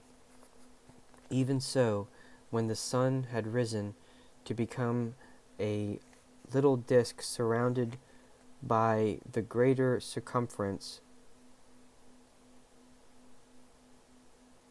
of the sinkhole's rim, she started to wonder why he hadn't come back. Levering herself up, she limped over to the tunnel he'd chosen, using her sword as a walking stick and complaining quietly as every bruise reminded her of its location. Of course, just as she was lighting a candle at the tunnel entrance, Mogget reappeared behind her. "Looking for me?" he mewed innocently. Let's try that again. "Looking for me?" he mewed innocently. "Who else?" replied Sabriel. "Have you found anything? Anything useful, I mean? Water, for instance?" "Useful?" mused Mogget, rubbing his chin back along his two outstretched front legs. "Perhaps. Interesting. Certainly." "Water?" "Yes." "How far away?" asked Sabriel, all too aware of her bruised limited mobility. "And what does interesting mean? Dangerous? Not far. By this tunnel, replied Mogget. There is a little danger getting there. A trap and a few other oddments. But nothing that will harm you. As to the interesting part, you will have to see for yourself, Abhalson. Sabriel, said Sabriel automatically, as she tried to think ahead. She needed at least 2 days' rest, but no more than that. Every day lost before she found her father's crippling body might mean disaster. Let me try that again. Every day lost before she found her father's crippling body might mean disaster. She simply had to find him soon. A Mordicant, shadow hands, gore crows. It was now all too clear that some terrible enemy was arranged against both father and daughter. That enemy had already trapped her father, so it had to be very powerful. It had to be a very powerful necromancer, or some greater dead creature. Perhaps this Carrigor. I'll get my pack, she decided, trudging back. Mogget slipping backwards and forwards across her path like a kitten, almost tripping her, but always just getting out of the way. Sabriel put this down to inexplicable catness, and didn't comment. As Mogget had promised, the tunnel wasn't long, and its well-made steps and cross-hatched floor made passage easy, save for the part where Sabriel had to follow the little cat exactly across the stones, to avoid a cleverly concealed pit. Without Mogget's guidance, Sabriel knew she would have fallen in. There were magical wardings, too. Old, inimical spells lay like moths on the corners of the tunnel, waiting to fly up at her, to surround and choke her with power. But something checked their first reaction, and they settled again. A few times, Sabriel experienced a ghostly touch, like a hand reaching out to brush the charter mark on her forehead. And almost at the end of the tunnel, she felt two guard sendings melting into the rock, the tip of their halberds glinting in her candlelight before they, too, merged into stone. "Where are we going?" she whispered, nervously, as the door in front of them slowly creaked open without visible means of propulsion. "Another sinkhole," Mogget said, matter-of-factly. "It is where the first blood—" He choked, hissed, and then rephrased his sentence, rather drably, with, "It is interesting." "What do you mean?" Sabriel began, and she fell silent as they passed the doorway, magical force suddenly tugging at her hair, her hands, her surcoat, the hilt of her sword. Mogget's fur stood on end, and his collar rotated halfway around on its own accord, till the charter marks of binding were uppermost and clearly readable, bright against the leather. Then they were out, standing at the bottom of another sinkhole in a premature twilight, for the sun had already slipped over the circumcised horizon of the sinkhole rim. This sinkhole was much wider than the first, perhaps a mile across, and deeper, say 600 or 700 feet deep. Despite its size, the entire vast pit was sealed off from the upper air by a gleaming, web-thin net, which seemed to merge into the rim wall about a quarter of the way down from the surface. Sunlight had given it away, but even so, Sabriel had to use her telescope to see the delicate diamond pattern weave clearly. It looked flimsy, but the presence of several dis- desiccated bird corpses indicated considerable strength. Sabriel guessed the unfortunate birds had dived into the net, eyes greedily intent on food below. In the sinkhole itself, there was considerable, if uninspiring, vegetation, mostly stunted trees and malformed bushes, but Sabriel had little attention to spare for the trees. For the in between each of these straggling patches of greenery, there were paved areas, and on each of those paved areas rested a ship. 14 open-decked, single-mast longboats, their black sails set to catch a non-existent wind, oars out to battle an imaginary tide. They flew many flags and standards, all limp against the mast and rigging, but Sabriel didn't need to see them unfurled to know what strange cargo these ships might bear. She'd heard of this place, and as had every child in the northern parts of Ancelstier, close to the kingdom, hundreds of tales of treasures, adventure, and romance were woven around this strange harbor. Funerary ships, said Sabriel. Royal ships.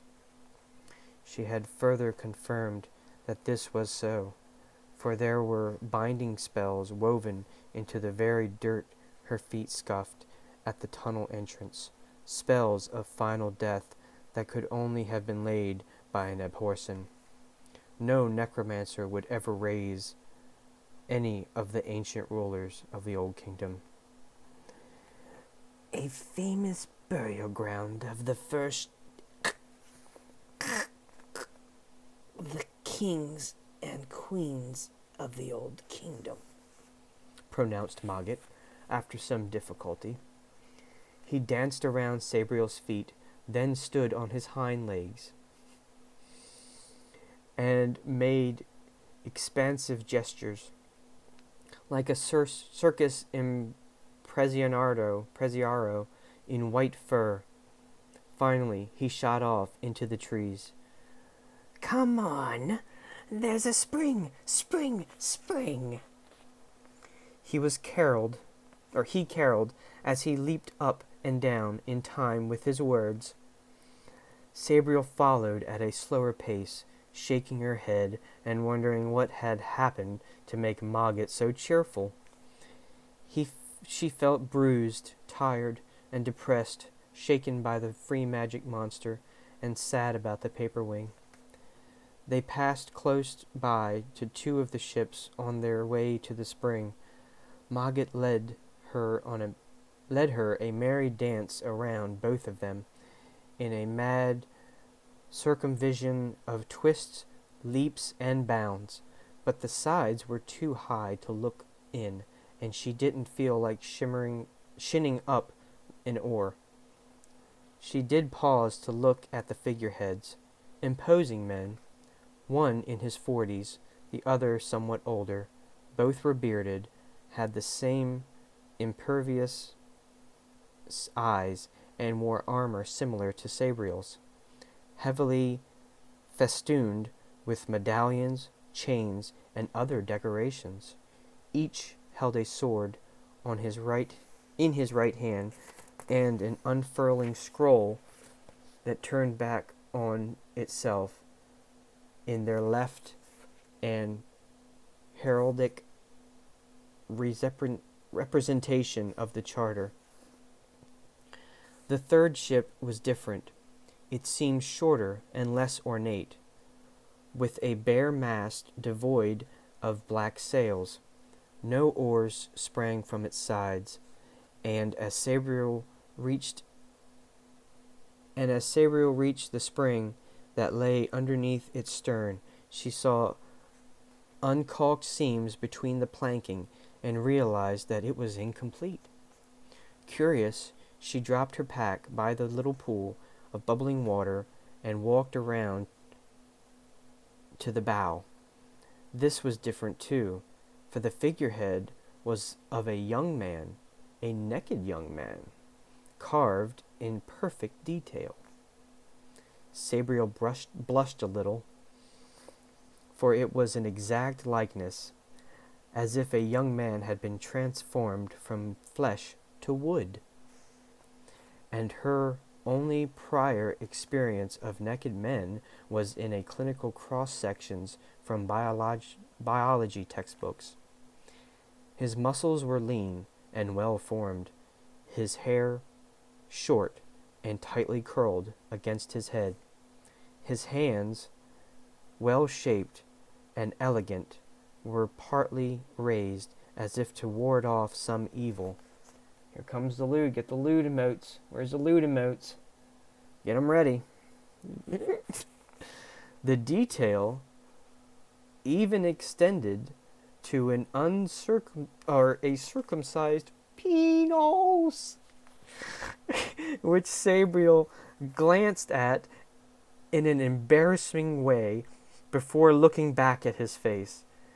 He was not exactly handsome, but not displeasing.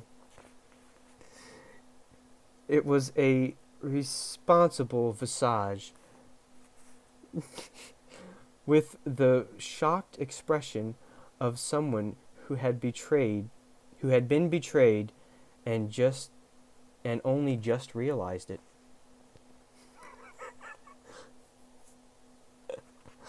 There was fear there too, something like hatred. He looked more than a little mad. His expression troubled her, for it seemed too human to be the result of woodcarver's skill, no matter how talented. Too lifelike, Sabriel muttered, stepping back from the figurehead, hand falling to the hilt of her sword, her magical senses reaching out, seeking some trap or deception.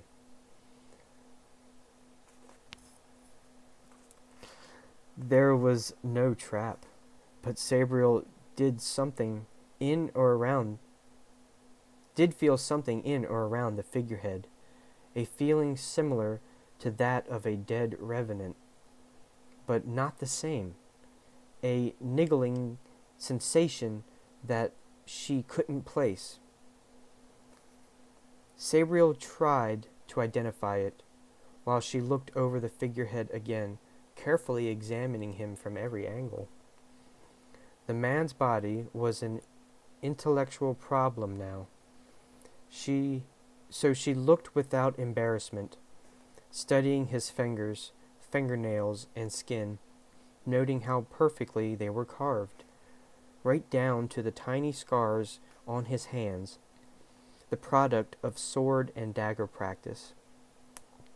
There was also a faint sign of a baptismal charter mark on his forehead, and a pale trace of veins on his eyelids. I guess I'm gonna drink this.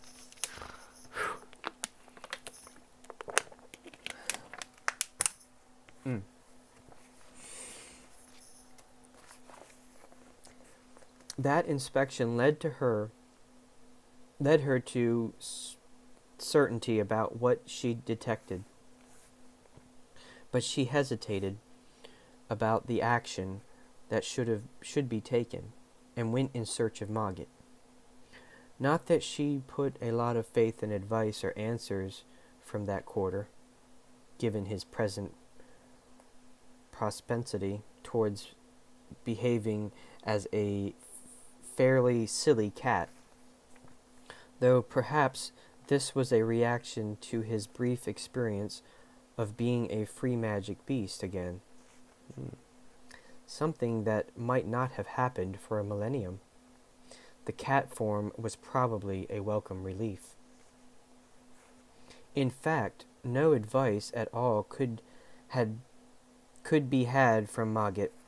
Sabriel found him asleep in a field of flowers near the spring, his tail and patty paws twitching to a dream of dancing mice.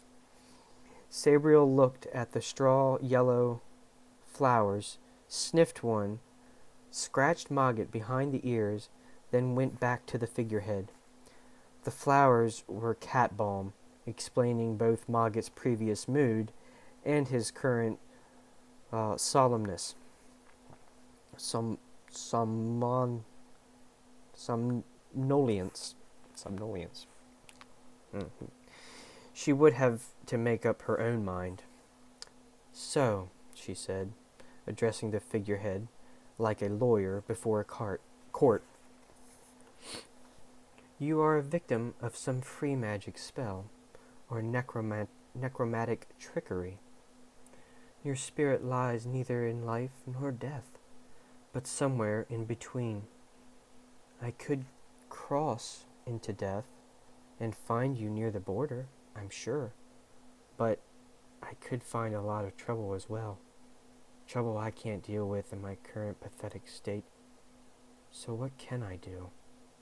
What would Father Abhorsen, or any Abhorsen, do in my place? She thought about it for a while, pacing backwards and forwards, bruises temporarily forgotten. That question seemed to make her duty clear. Sabriel felt sure her father would free the man. That's what he did. That was what he lived for. The duty of the Abhorsen was to remedy unnatural necromancy and free magic sorcery. She didn't think further than that, perhaps due to the injurious sniffing of the cat balm. She didn't even consider that her father would probably have waited until he was fitter, perhaps till the next day. After all, this young man must have been incarcerated for many years, his physical body transformed into wood, and his spirit somehow trapped in death. A few days would make no difference to him, and Abhorsen didn't have to immediately take on any duty that presented itself. But, for the first time since she'd crossed the wall, Sabriel felt there was a clear-cut problem for her to solve, an injustice to be righted, and one that should involve little more than a few minutes on the very border of death. Some slight sense of caution remained with her, so she went and picked up Mogget, placing the dozing cat near the feet of the figurehead. Hopefully he would wake up, and if any physical danger threatened. Not that this was likely, given his wards and guards on the sinkhole. There was even barriers that would make it difficult to cross into death, and okay.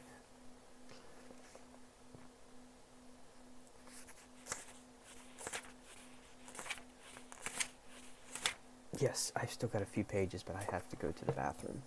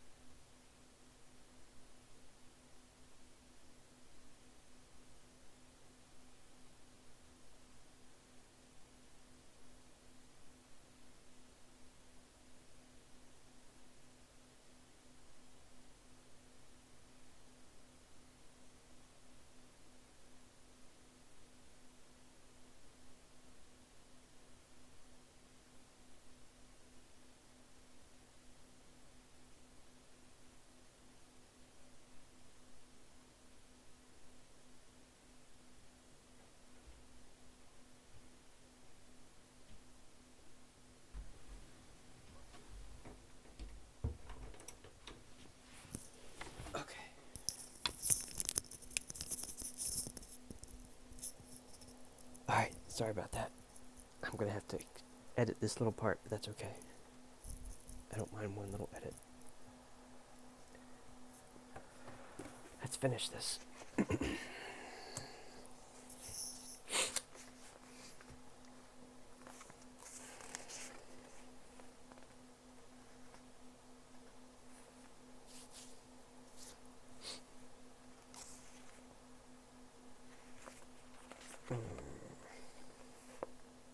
A little more than a few minutes on the very border of death. Some slight sense of caution remained with her, so she went and... Nope, we did that. Hopefully he would wake... Okay, blah, blah, blah, blah, blah. Yeah.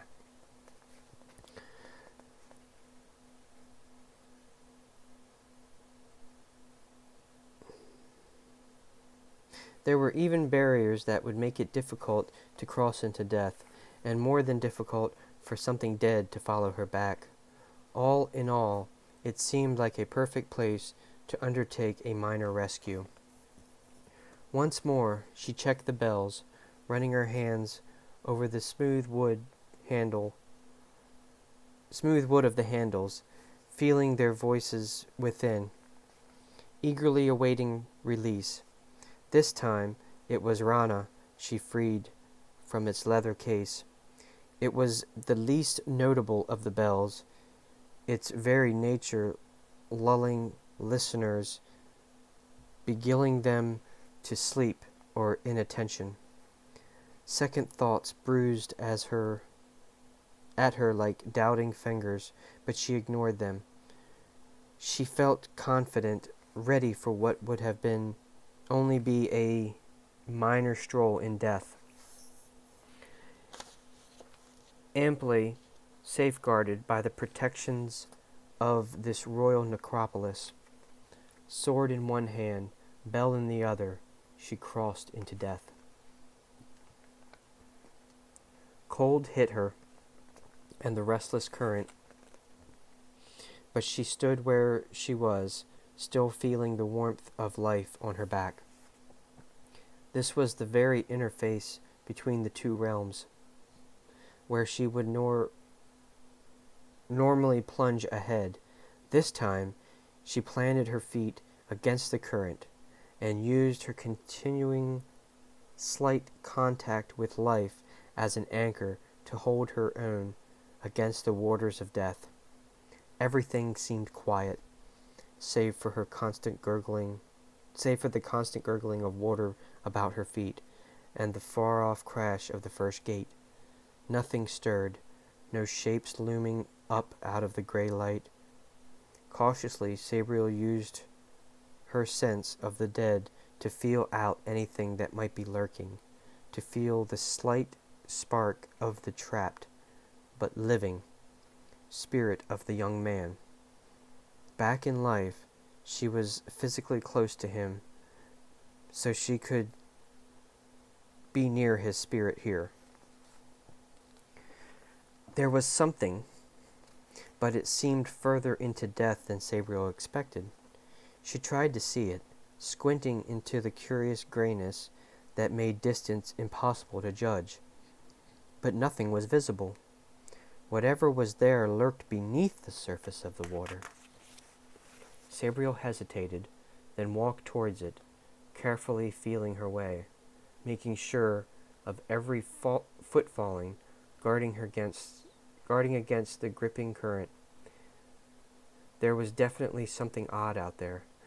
She could feel it quite strongly. It had to be the trapped spirit. She ignored the little voice at the back of her mind that suggested it was a fiercely devious dead creature, strong enough to hold its own against the race of the river. Nevertheless, when she was a few paces back from whatever it was, Sabriel let Rana sound, a muffled, sleepy peal that carried the sensation of a yawn, a sigh, a head falling forward, eyes heavy, a call to sleep. If there was a dead thing there, Sabriel resounded. it would now be quiescent. She put her sword and bell away, edging forward to the good position and reaching down into the water. Her hands touched something as cold and hard as ice, something totally unidentifiable.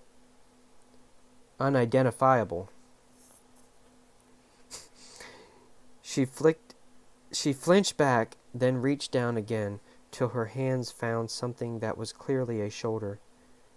She followed this up to a head and traced the features. Sometimes a spirit bore little relation to the physical body, and sometimes living spirits became warped if they spent on long in death. But this one was clearly the counterpart of the figurehead. It lived too, somehow, encased and protected from death, as a living body was preserved in wood.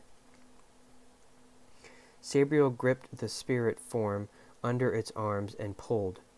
It rose up out of the water like a killer whale, pallid white and rigid as a statue.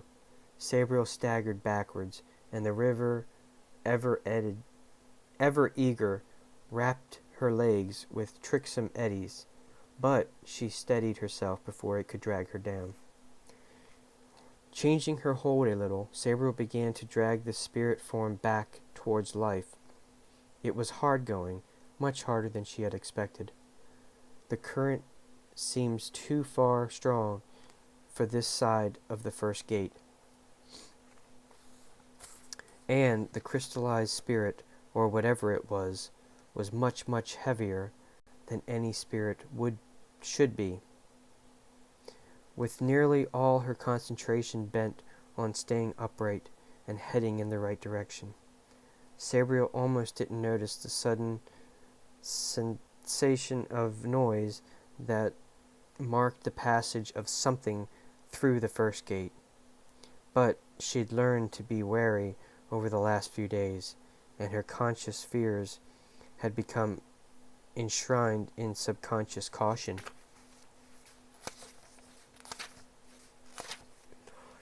She heard, and listening carefully, caught the soft slosh of something half wading, half creeping, moving as quietly as it could against the current, moving towards her. Something dead was hoping to catch her unawares. Obviously, some alarm or summons had gone out beyond the first gate, or whatever it was stalking towards her had come in answer to it. Inwardly cursing herself for stupidity, Sabriel looked down at the spirit burden. Sure enough, she could just make out a very thin black line, fine as cotton thread, running from his arm into the water, and hence to a deeper, darker regions of death. Not a controlling thread, but one that would let the gnat here.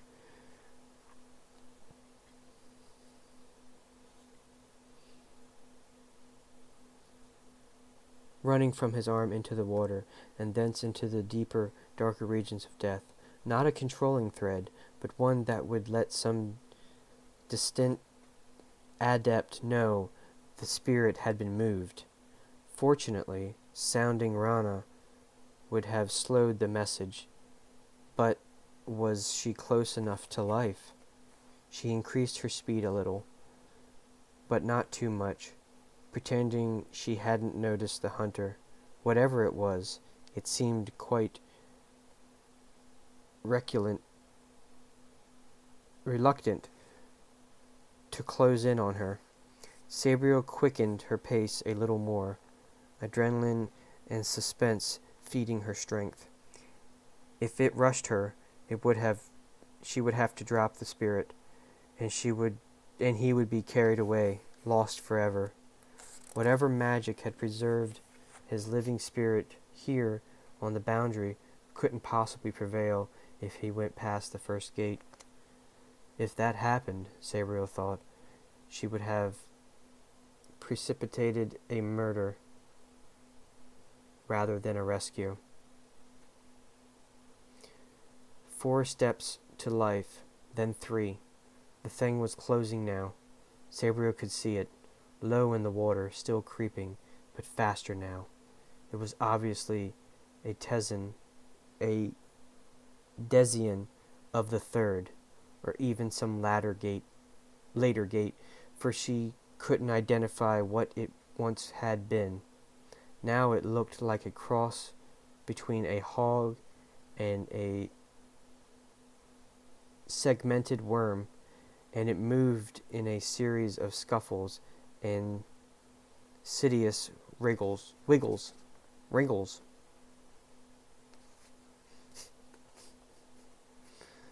2 steps, Sabriel shifted her grip again, wrapping her left arm completely around the spirit's chest and balancing the weight on her hip, freeing her right arm, but she still couldn't draw her sword or clear the bells.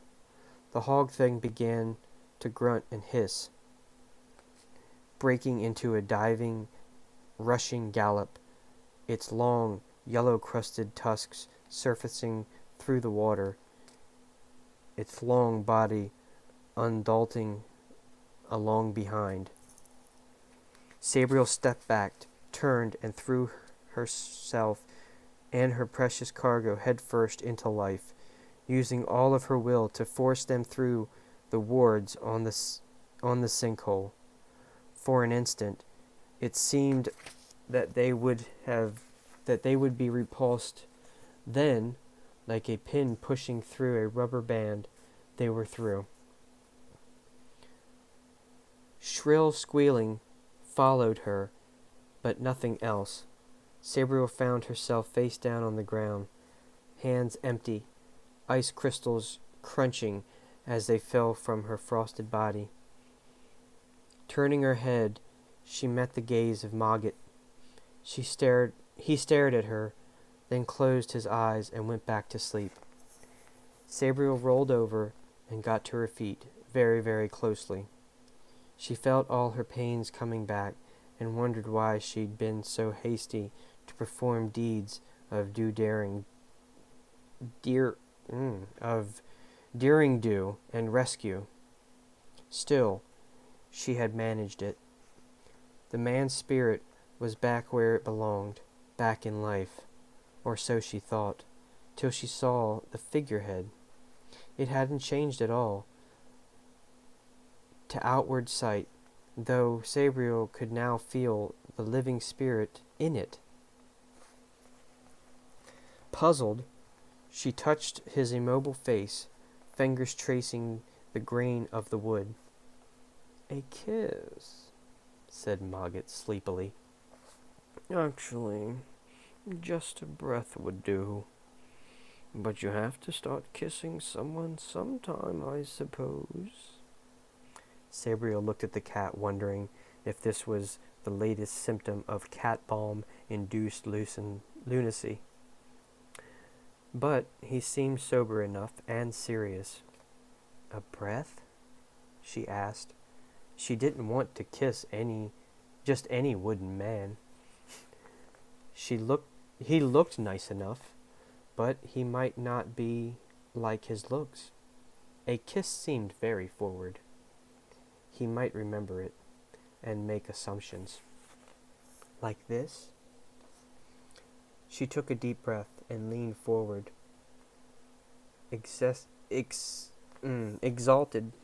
Exhaled a few inches from his nose and mouth, then stepped back to see what would happen, if anything. Nothing did. "Cat balm!" exclaimed Sabriel, looking at Mogget. "You shouldn't—" A small sound interrupted her. A small wheezing sound that didn't come from her or Mogget. The figurehead was breathing, air whistling between carved lips like a tissue from the aged, underworked bellows. The breath grew stronger, and with it, color began to flow through the carving, dull wood giving away to the luster of flesh. He coughed, and the carved chest became flexible, suddenly rising and falling as it began to pant like a recovering sprinter. His eyes opened and met Sabriel's, a fine gray eyes, but muzzy and unfocused. He didn't seem to see her. His fingers clenched and unclenched, and his feet shuffled as if he were running in place. Finally, his back peeled away from the ship's hull. He took one step forward and fell into Sabriel's arms. She lowered him hastily to the ground, all too aware that she was embracing a naked young man in circumstances considerably different than the various scenarios she'd imagined within her friends at school, or heard about from the earthier and more privileged day girls.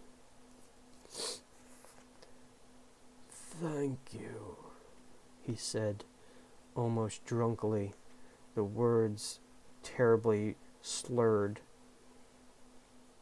He seemed to focus on her, or her surcoat, for the first time, and added, "A Boston." Then he went to sleep, mouth curling up at the corners, frown dissolving. He looked younger than he did as a fixed expression figurehead. Sabriel looked down at him, trying to ignore curiosity, fond feelings that had appeared from somewhere. Feelings similar to those that had made her bring back Jackaneth's rabbit. "I suppose I'd better get him a blanket," she said reluctantly, as she wondered what on earth had possessed her to add this complication to her already confusing and difficult circumstances. She supposed she would have to get him to safety and civilization, at the very least, if there was any to be found. "I can get him a blanket if you want to keep staring." "I can get him a blanket if you want to keep staring at him," Mogget said slyly, twining himself around her ankles in a sensacious pavane. Sabriel realized she really was staring, and looked away. "No, I'll get it. And my spare shirt, I suppose. The breeches might fit him with a bit of work, I guess. Well, we'd be much the same height. Keep watch, Mogget. I'll be back in a minute." Mogget watched her hobble off and turned back to the sleeping man. Silently, the cat padded over and touched his pink tongue to the charter mark on the man's forehead. The mark flared, but Mogget didn't flinch till it grew dull again. "So," muttered Mogget, tasting his own tongue by curling it back on itself. He seemed somewhat surprised and more than a little angry.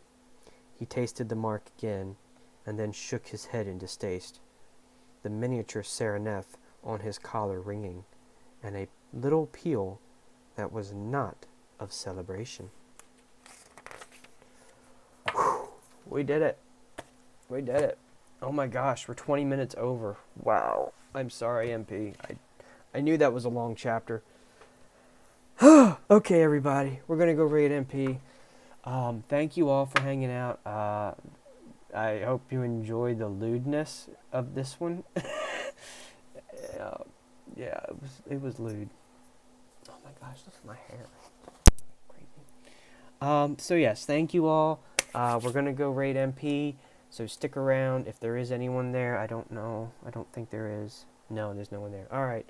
Bye. I'll see you. Bye. Bye.